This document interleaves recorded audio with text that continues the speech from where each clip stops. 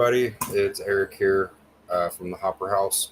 Sorry about the late start tonight. I did have some technical difficulties getting us logged into the Facebook Live and to Chris and Brandy's channel as well. So thank you for joining us. I'm going to go ahead and switch the camera and microphone over now. I know we're a bit of the ways through our AA meeting, but just remember, I'll be here in the chat if y'all want to share me your story or come out to any of our services. Just let me know. Our next stream will be Sunday at 8:30 a.m. It just happened like 5 days after my birthday. My birthday's November 30th, and she passed away December 5th. And her birthday's coming up soon, and it's kind of hard for me. And she always told me, let me hope. She promised her niece that she was going to quit, and I thought she did everything. And when I heard that she passed away, I started getting heavy on it. I overdosed. I'm surprised I'm still here. And like the street thing for me, everybody used to tell me the street thing for me, those are for the hood rats. And I was like, yeah, you're right. Even my uncle and cousins that been from prison, they would talk to me, sit there and say, you need to get your act right. If not, if you ain't gonna get your act right, you're either dead or in prison. And I was like, okay. And I just listened to one ear and goes out the other. So, like, this month turned me up a little bit because my mom's birthday is on October 26th. My birthday's coming up, November 30th. Her first year is coming up being dead. And these few months are going to be rough on me. And I burned all my bridges. I went to rehab. I burned my bridges because I'm going to try into a fight. I wanted to really most of all the rehabs. So the inmate tomorrow was like, you know what? We got one last option. You look up to Journeys and get your act right. So I lasted there for 2 weeks. And I heard about this place, the Hopper House. It's a sober living. They were like, yeah, that's when I met Sincere and Dalton and all them. And they said, man, you should try to go to the Hopper House. I was like, all right. Then I lost my temper at Journey. They kicked me out. I went to a mental health clinic at Rivercrest, and then that's when I see Sincere and them again. And they're like, man, try to go to the Hopper House. Try to go to the Hopper House. So I called Chris I think on a Thursday. Like, well, call on a Monday, we might have a bed open, and look at me now. And I like to give. Amen. Thank you.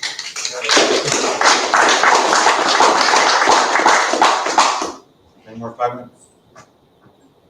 Anybody with 4 minutes want to share the story? 3 minutes? So what? 2 months? Oh, see. You can. It's like you sit there and I got 2 months. I relapsed. I've been here 5 months. I relapsed one time, and I got out. I came here May 23rd, and I got out May 22nd. And I May 21st, I had got out of jail originally after lifting my blue one, and I relapsed one more time. And I went and got drunk and did everything, heroin, meth, did everything, weed, and I got locked up that night for public intoxication. But originally, when I'm messed up, I go to the streets and the same old thing. I get all messed up and my feet hurt, come up, all the time, everywhere going from trap to straight to trap. Anyway, I didn't like this. Anyway, I was in that last day. I got the PI. I was working with the dogs they had me handcuffed to the hospital bed and everything because they had me hogtied.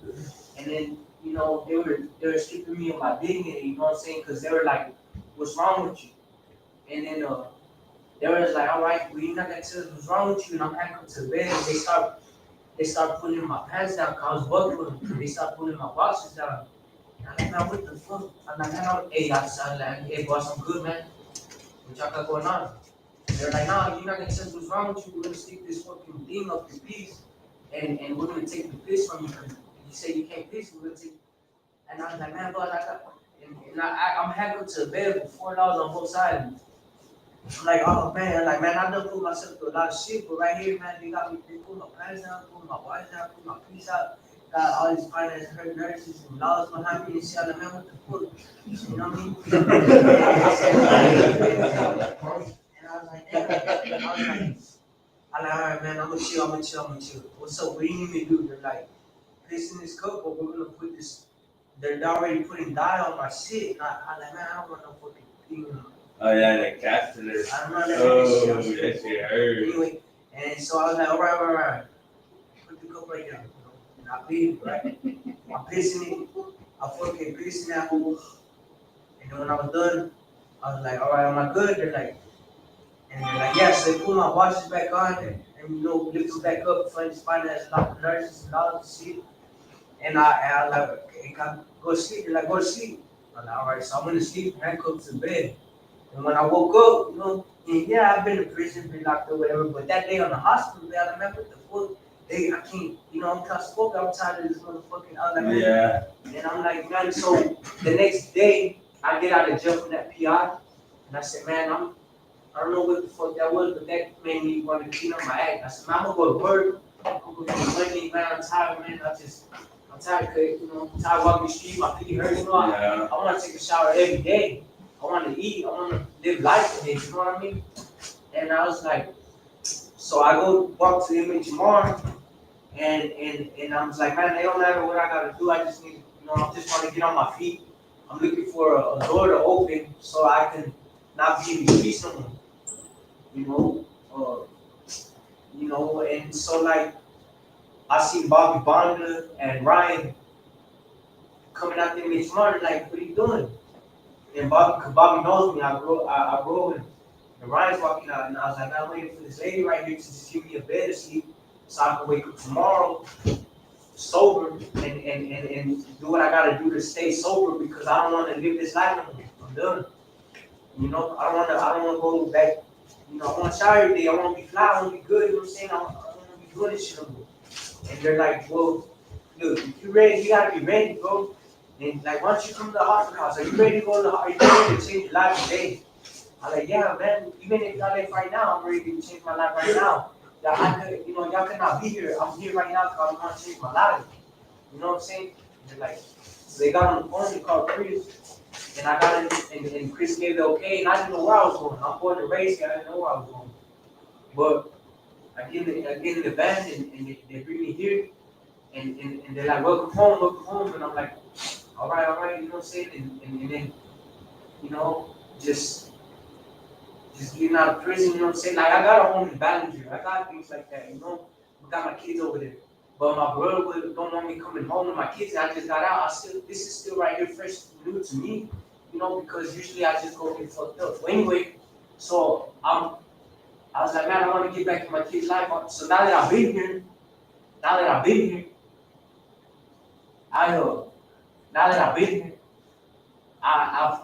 now reminded relationship, kindled back the relationship with my children, with my brother. I've got stacks of pants and shirts and clothes I'm thankful for. Got money in my pocket. I got a wallet. I got a hat. I got socks and shoes. I got a shower. They go shower. I'm very thankful for everything I got here now. And you know, and when I started this topic, I'll say I relapsed once. I did relapse once, and I realized everything that I could have lost.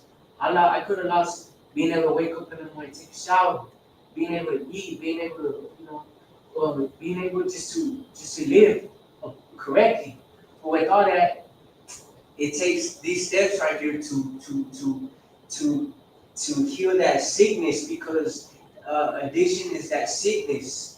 And in doing so and being in the sobriety home, I reflect on being locked up, and I remember watching like Level Renee and listening to Brian Trejo's music and all the worship, all the worshiping they do. So, you know, you see Chris Hopper is tatted up like that, you know, it gives you like, man, you know, he's someone like me, you know, I'm sure we all relate to that. Well, you know what I like about this program is the way they set us up is in a way that we can all be our own leader, our own mentor. They're teaching us how to go and be leader, sponsors and sponsor people.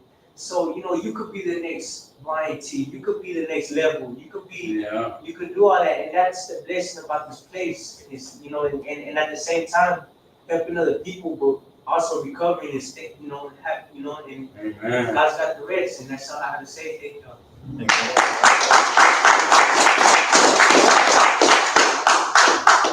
And Matt, would you like to share the story? 1 month. Sorry. Can you talk there? Okay, yeah. My situation's different than everybody's here. And having said that, that's not a good thing or a bad thing. It's just the way it worked out. I met Chris in 2019 on a walk to Emmaus. And you go into a walk to Emmaus, you don't know anybody, you don't know what's going to happen. You're staying there for 3 days, a bunch of men, they come up to you when you check in, and they give you a name. And they say, okay, you thought this is the person you prayed for this week, right? Well, I get Chris Hopper, never met him, never seen. So this dude comes in with a face tatted out.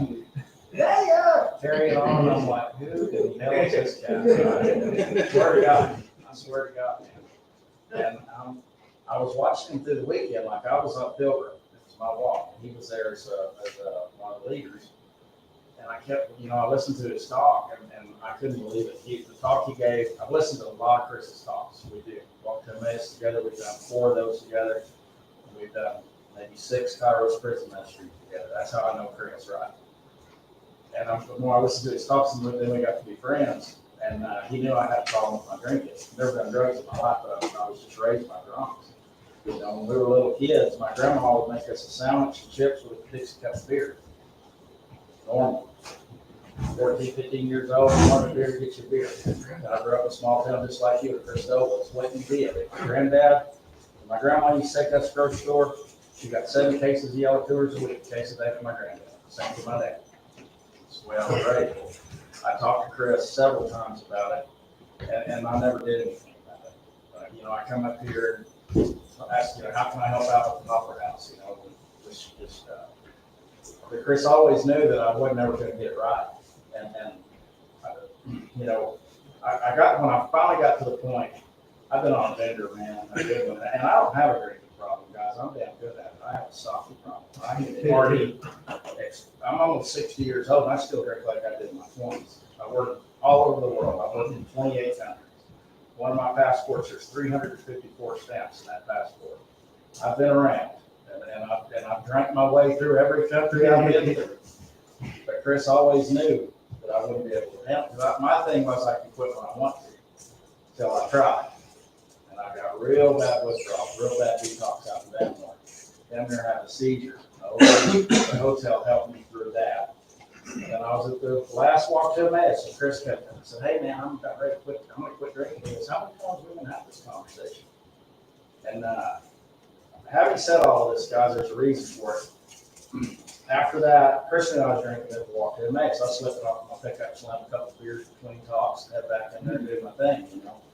And he brought it up right over there at that table that morning. They brought me up here.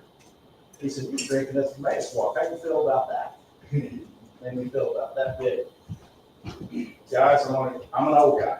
All you younger guys, we all come from different walks of life. We all have our different stories. We're all raised in different ways and all that. But you want some advice from an old guy. What my sponsor outside of here told me was, your sponsor tells you to pick up a handful of gravel and eat it, you eat it.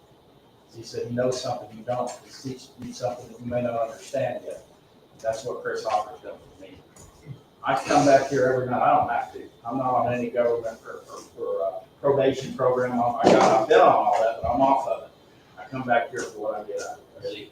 Chris, I talked to Chris today down there working on the treasury. Talked to him a lot. And that man, he has a level of wisdom and a level of understanding about the Lord, and about these steps, and about this program. A lot of us don't understand. But man, just stick with it. He really knows what he's doing. If he tells you something, you may not get it, you may not agree with it. When he put me in the house, when they brought me in here, they had it planned out. Two of my friends showed up, and Dennis called me, my sponsor outside of here. Ryan's my sponsor here. Said, "Hey, I'm gonna go to that service in the morning. You want to ride with me?" And I'm like, "Yeah, sure." Some bitches had it planned out, and they locked me in. They took my phone. Chris gave me 2 hours to make up my mind, and I didn't know what I said. Man, I got a business to run. I got drilling rigs working. I got crews going. And we were sitting right over there. It's Chris, and now I know everybody. It was Randall, Dalton, Ryan, and Eric. And then Ben Brooks, who's one of my best friends, like a brother, my sponsor outside Dennis Osher and Chris. He let me talk. He said, "Keep talking, little brother. It don't matter what all you got out there, because what you're doing right now, you're going to lose it anyway." And man, guys, that hit home. You know, it really did. So I left. He said, "Go eat lunch. You call me." And I brought my stuff and come back up here. And I didn't want to bleed so bad Sunday, guys. And if they'd give me my phone, I'd call one of my buddies. But something kept telling me to stay. So Chris, he told me, he said, "You're going to stay 1 week. And you're going to," and Ryan asked, "Will we put him in a house?" And Chris said, "Hell no. He goes in the house. He's going to experience the program just like everybody else." And that's the best thing anybody's done for me. And then out here on the porch on Wednesday night, first week, we were sitting out there, and he said, "I want you to tell me why you're here." And guys, I'm here because I don't want to go back to that. I would have lost everything. I would have kept, I would have kept drinking. I just kept drinking until nothing else mattered. And I don't want to go back to that, man. And I asked Chris, I said, why did you make me make that decision and do that? And he said, "Because you had to make a choice." And he said, "If I would have let you come back next week like you said you wanted to do, you'd been right back there doing what you're doing." And guys, he was right. If he'd let me leave, let me go home, get the stuff together, make my payroll. I said, "Oh man, I got paychecks." He said, "Don't tell me any problems." I mean, Chris was rough on me. He said, "Figure it out. If you want this bad enough, you'll figure it out." And it worked out.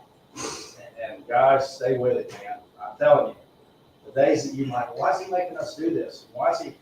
Chris told me about his program and the reason the things are structured the way they are and stuff like that a long time ago. And I didn't understand it till now. I mean, I like being here. I want to be a part of this. So I don't want to go back to that. And it'll keep you focused, man. It'll keep you going on those harder days. It'll keep your eye on the ball. I don't have to be here. I don't mean that in any bragging way at all. I want to be here because I see the benefits of it. And I see the benefits. Chris is a blessing to all of us, guys. And I'm not here cheerleading for Chris. But that man's a blessing to all of us, a lot of other people too. So that's all I got. Guys, really, when you don't understand it or it's not making sense, you're like, "Man, what the hell?" Give it another day. Give it another day. Stay with it. That's all I got. Amen. Anybody else have a month? A month or? Okay, 3 weeks. 3 weeks? Yeah. Said you had 5 months. I thought you said you have 5 months. Oh, nah. Dang, I just spoke again. My bad, sorry. No fun. 2 weeks. 1 week. My bad, sorry. Yeah, 6 days, 7 days, or 5 days, sorry. All right, Greg. All right, my name is Craig, and I am an alcoholic. This is the AA meeting. Yeah, it's a birthday night, you're sharing, it's for your sister. Oh, dang. That tells like your story. All right, sorry for the disturbance, so I'll make a call. Nothing's important in this meeting. So I don't know.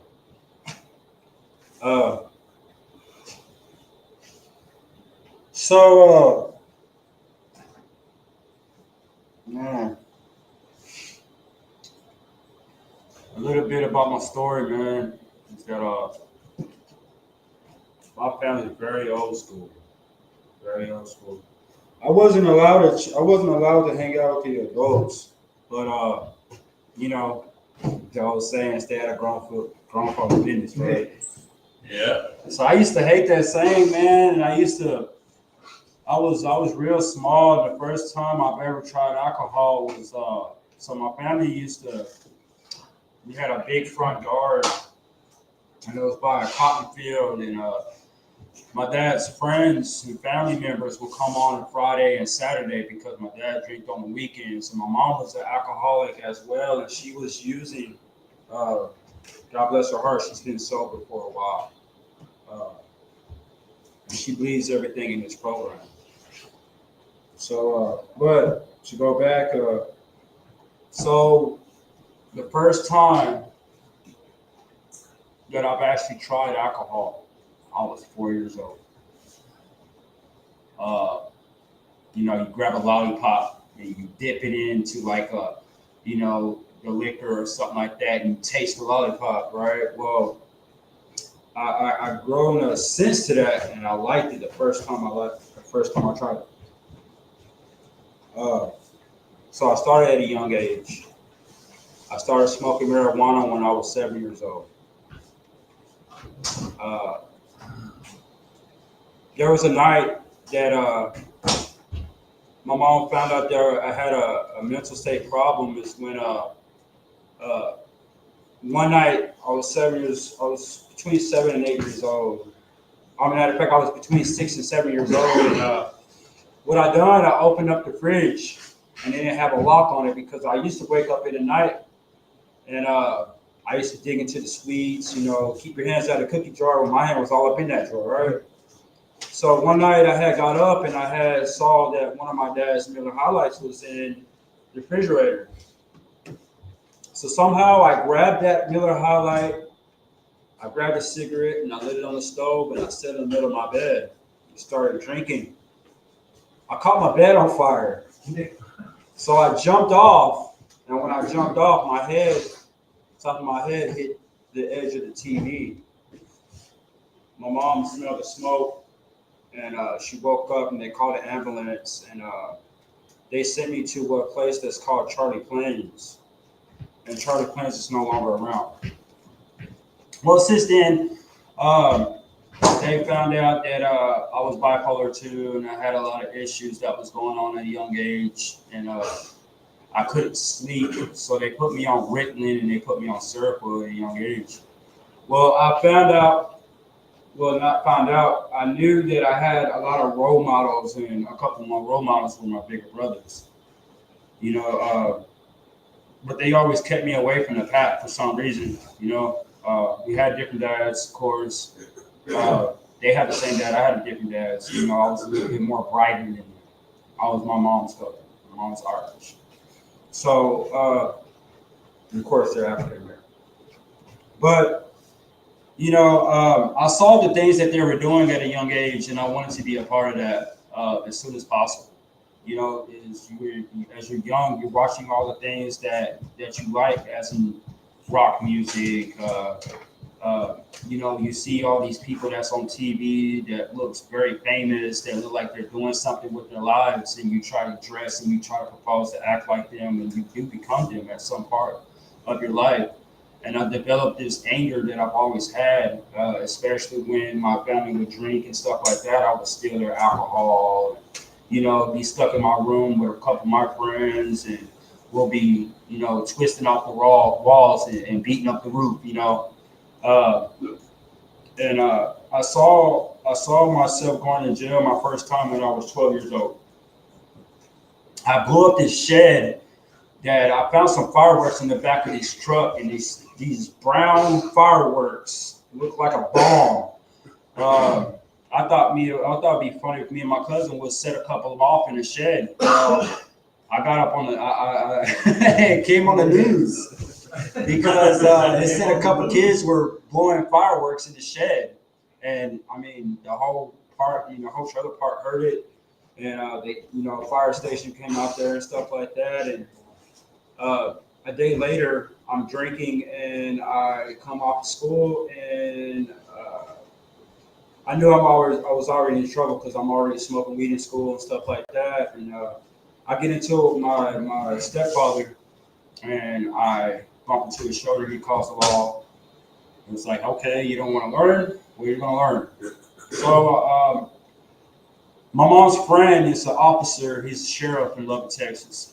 He used to be. So he thought it was a good idea for me to go ahead and go to JJRC, whatever it's called, Juvenile Justice Unit. And I get locked up. And when I get out, every other 2 weeks, I found myself incarcerated. Let me make sure. I found myself incarcerated, and I'm already finding myself in drug court. So when I go to drug court, I'm already familiar with these AA, NA meetings. I've been very familiar with it since I was the age of 13. My brother was fresh on parole and stuff like that. So of course he'll send me to NA meetings and AA meetings so he can get his paper signed. And I'm in there as a young age, man. This time around that time I'm already a troublemaker, following the wrong footsteps. And but I was very familiar with it. I had a drug counselor and stuff like that, and they'll give me like little rewards because I used to like making music, and I still do. I've been doing it for a long time.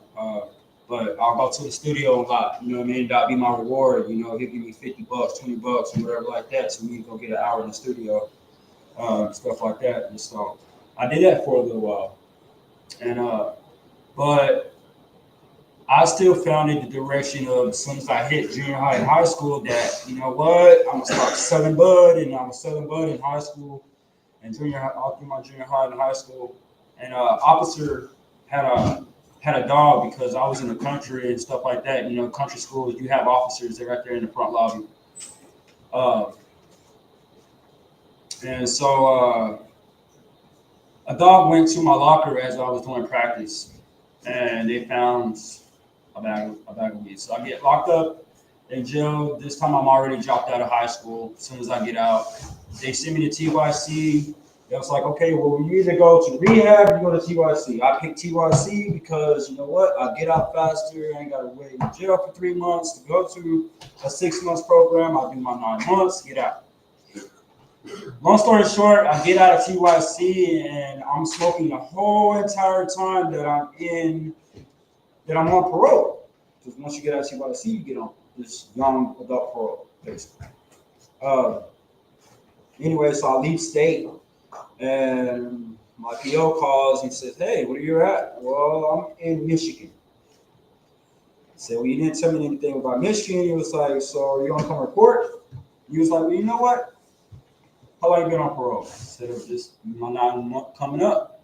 Thought he was going to ask me for a drug test, so I'm already dirty. So we ended up filling some paperwork out. Long story short, I get released from my parole. So I'm back into the drug game. I'm back into doing drugs, following the wrong footsteps. And my mom's crying, and she kicks me out of the house at the age of 17. I found out what homeless really was. I found out what the street life really became to, and how to survive, how to do all those things, but in such of a negative sense. You want to hang out with people that's more like you and that does things that you want to do, and make the money that you want to make. So I had to figure out how to survive on the streets, and that put me in a whole different space, man. And I hit my rock bottom, and I never thought that I would be. That first night, I can remember sleeping on the street without a blanket, man, trying to figure out where to lay my head out because I don't know anybody that I can actually go to or depend on. Crying wolf. But years later, man, I get locked up, and my lawyer, she's blind. She's blind, man, and the one thing that she told me is, do you want to go to Journeys? I'm like, man, this is out of my ticket free card, man. This is like Monopoly, you get you out of a free jail card. Heck yeah, I want to do that to do some time. And she sends me here to San Angelo, I get out, Uber takes me here. The van picks me up somewhere else from Journeys, and I go to Journeys. And I've been into many rehabs. I've been to inpatient, outpatient, incarceration institutions. Many rehabs that I've been to. I've actually been to 6 rehabs, and the Journeys would change the total of my life. I haven't left San Angelo since, and I found out who Chris Hopper was. I'm very familiar with Chris and Brandy. I've been on them for about almost 5 years. And they know me in and out. But I came to this program for one reason. It wasn't to get on my feet, it was to find myself. I had a lot of answers, and I feel like my answers wasn't being met. And I try to always find out why I've always tried to follow somebody else's path. Who is Craig? Who is this mad and miserable guy? And I came in this fellowship and I saw a lot of people that were like me. And I've seen my brother pass away since I've been here. I've seen my aunt pass away since I've been here, man. And I've been through some struggles here. And I'm not saying that it's not going to happen to you. People come in your life for a reason, and they be there for a reason. They try to put you in the right path because they have a lot of strength and hope. They have experience with this addiction, and they know that it is an illness and it will kill you. So I never made it a direct amends to the people that I've actually lost. So that for say is, I'm here to find God now, this time. I'm here to find God, and I'm here to find myself in God's path. Because God always knew who I was. I just wasn't familiar who I wanted to be. And so I'm starting to not be who I want to be. All I have to do is open my eyes and envision what God's will is for me. Because I've done nothing but to destroy and to ignore it. To talk to my sponsor when I'm going through something, maybe be something small, but that small thing can set a button off and you go back to your same path, your same addiction that never worked for you. And it's okay to study a little bit. It's okay to ask a question because I don't believe there's no dumb question. Even if it's a simple question, an easy question to answer is always, to ask somebody because, if you don't have the knowledge about something to understand. So just get a little knowledge out of this path. And, I hope everybody has, the best hopes and keep your strength and keep your will on God's will, not our own self-will. It doesn't work. Thank you.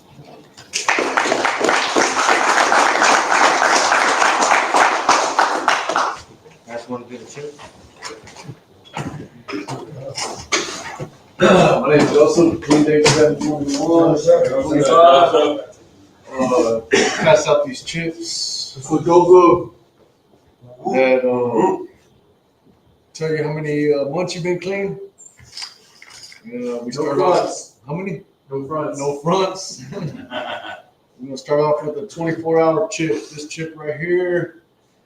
You made it through the day. Let's see about tomorrow. Anybody need a 24-hour chip? 24 hours. Right. We're gonna go on to 1 month. Anybody need a 1 month chip? We don't even have a 1 month. Okay. Well, that's gonna have to be a front right there. You got a month? Yeah, there ain't no chip, but you can still come shake my hand. You want to shake my hand?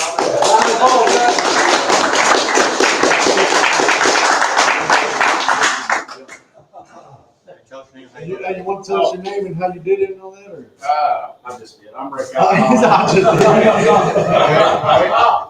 Okay, next is 2 months, 60 days. 60-day chip is what? What's the date today? 17, bro. 2 months, your liver is right and think you know. All right. 2 months, anybody? No. Okay. Somebody somewhere. 3 months. We got 3 months. I think everybody here is new. Okay, 3 months, somebody somewhere. 4 months. You got 4 months to go. All right, 5 months. Anybody with 5 months? 5 months. How many days is 5 months? How many? 120, right? Oh, 150, right? 120, right? 150, right? They don't even have a saying for 5 months. But 6 months. We got 6 months is happy you're sober. You're proof that the program works. Okay, 7 months. 7 months. Anybody got 7 months? That's good. That's a good one. It's caution orange. 7 months. No. Jumpsuit. Oh no, we don't want that. 7 months, you're finally out of the jumpsuit. Yeah, right. Okay. 8 months. 8 months. We need 8 months. Anybody got 8 months sober? Somebody somewhere. Somebody somewhere. There you go. 9 months. 9 months is you could have had a baby instead. Only rarely works. I don't know if I want a baby, but I want the chip. You know what I mean? 10 months. 10 months. 10 months, hurry up. 11 months. 11 months, he said 11 months what? Was it? 11 months thumbs up. All right. Okay, we got a year or more. A year or more goes on the board. We celebrated like tonight, birthday night. And then it's every third Friday of the month, okay?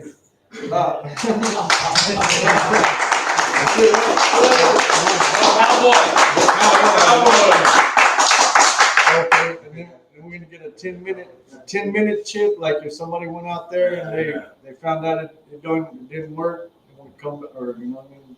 Chip. All right. Thank y'all. What else did Bradley used to say? If you're clean and sober, give yourself a round of applause. Yeah, for clean and sober. That's what we're gonna promise it, and we'll close the meeting. If we are patient about this phase of our development, we will be amazed before we are halfway through. We are going to know a new freedom and a new happiness. We will not regret the past nor wish to shut the door on it.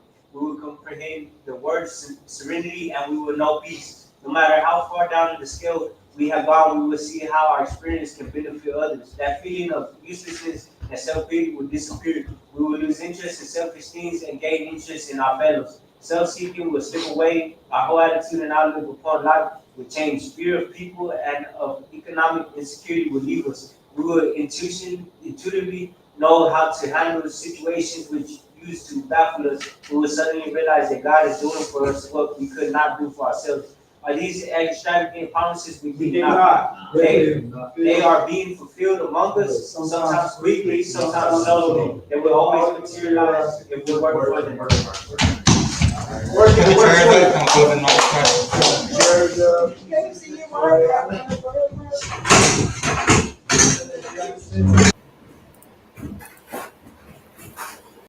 Hello, everybody. Hopefully, y'all enjoyed tonight's open AA. Just remember, we do this every Friday from 7 to 8 p.m. Our next stream will be Sunday morning for our church. And just another reminder that this weekend we do have our Fearless Fest going on here at the Hopper House. So if you would like to come out, bring your kiddos, we'll be doing a trunk or treat out here. We'll be handing out candy. We'll have a bunch of games. Should be a fun time. Some nice sober fun here at the Hopper House. So hopefully we'll see you out here. It does start at 5 o'clock. So feel free to come on by. We got free food. We'll have some live music. Should have a bunch of stuff going on here, including a pumpkin carving contest. So hopefully we'll see you there. If not, y'all have a blessed weekend, and I'll see you Sunday. Y'all have a great evening.